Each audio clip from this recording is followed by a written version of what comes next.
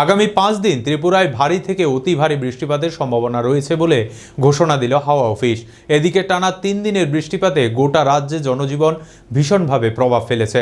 জনজীবনে ঘটে গেছে ছন্দপতন। বন্যা পীড়িতরা আশ্রয় নিয়েছে ত্রাণ শিবিরে। বুধবার আবহাওয়া দপ্তরের রিপোর্ট অনুযায়ী এখন পর্যন্ত সর্বাধিক বৃষ্টিপাত হয়েছে আগরতলায়। রাজধানীতে 182 mm এবং সর্বনিম্ন কুমলুঙে 18 mm বৃষ্টিপাত রেকর্ড করা হয়েছে। আবহাওয়া দপ্তর আগামী 24 ঘন্টায় সিপাহীজলা এবং পশ্চিম ত্রিপুরা জেলায় লাল সতর্কতা এবং বজ্রবিদ্যুৎ সহ ভারী বৃষ্টি থেকে অতি ভারী বৃষ্টিপাতের সতর্কতা জারি করেছে। তেমনি আগামী 24 ঘন্টায় রাজ্যে সব জেলায় কমলা সতর্কতা জারি করেছে হাওয়া অফিস। প্রসঙ্গত বুধবার দিনভর বৃষ্টিপাত জনজীবনে ব্যাপক প্রভাব পড়েছে। এই দিনের সর্বোচ্চ তাপমাত্রা 27 ডিগ্রি সেলসিয়াস এবং সর্বনিম্ন 25 ডিগ্রি সেলসিয়াস রেকর্ড করা হয়েছে।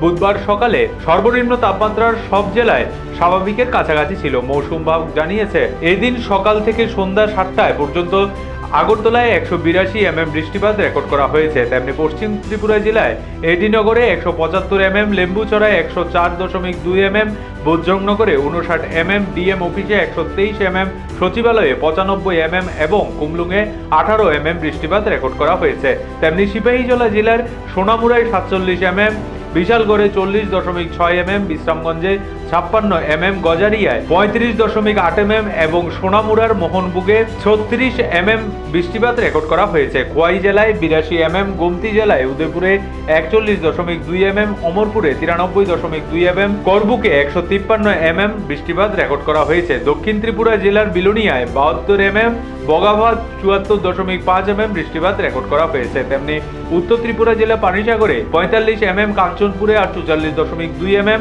কদমতলায় 59 mm এবং নতুন বাজারে 128 mm বৃষ্টিপাত রেকর্ড করা হয়েছে। পাশাপাশি ঊনকোটি জেলায় কুমারঘাটে 50 mm এবং কৈলাস শহরে 51.2 mm বৃষ্টিপাত রেকর্ড করা হয়েছে।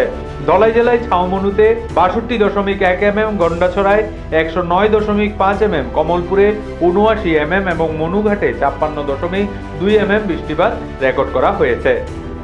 Bureau report, Asian Times.